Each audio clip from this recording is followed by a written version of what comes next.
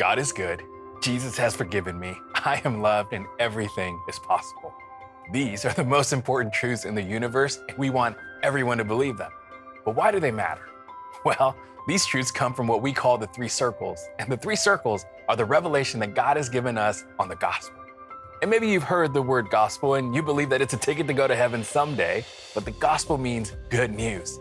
And the good news is that the gospel is life and the victory of Jesus, and it isn't just so you and I can get to heaven someday, it's so we can live the abundant and free life today, a life that's defined by hope. And all of this starts with circle one. See, this is all about our identity. It's all about receiving the grace of Jesus. And when we receive his grace, our identity changes. I mean, think about it. No matter how hard we try to change our behavior, we will always fail without Jesus. Our attempts will always end in failure. But why? Because we're trying to change our behavior when what needs to change is our identity. See, Jesus is the only one who can do that. He's the only one who changes our identity. And our attempts to try harder are never going to accomplish what God has already accomplished through Jesus. You see, God gave us Jesus to get out of the prison of sin and adopt us into his family. In John 1:12, it says, "To all who did receive him, to those that believe in his name, he gave the right to become children of God." That's us. See, Jesus gave us an identity and a position of righteousness. And we see this in Romans 5:19.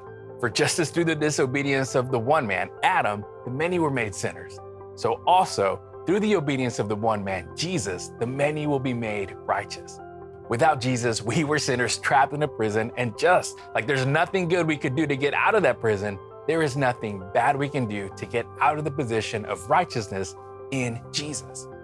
See, righteousness sounds like a big churchy word, but it just means being in right standing with God. I mean, think about a relationship where things aren't exactly right. Maybe after a disagreement with your friend or maybe with your parents, that relationship is strained. There's some tension. Maybe you avoid eye contact with each other and avoid having conversations. It's kind of awkward, isn't it? But now, think about a relationship where everything's great, where maybe you've worked through that disagreement and forgiven each other. That relationship is comfortable. It feels warm and you enjoy spending time together. See, the right standing we have with God because of Jesus enables us to experience that type of relationship with him. See, our identity isn't changed by our behavior, it's changed by our belief. And when we believe and receive the grace of Jesus, our identity is completely transformed.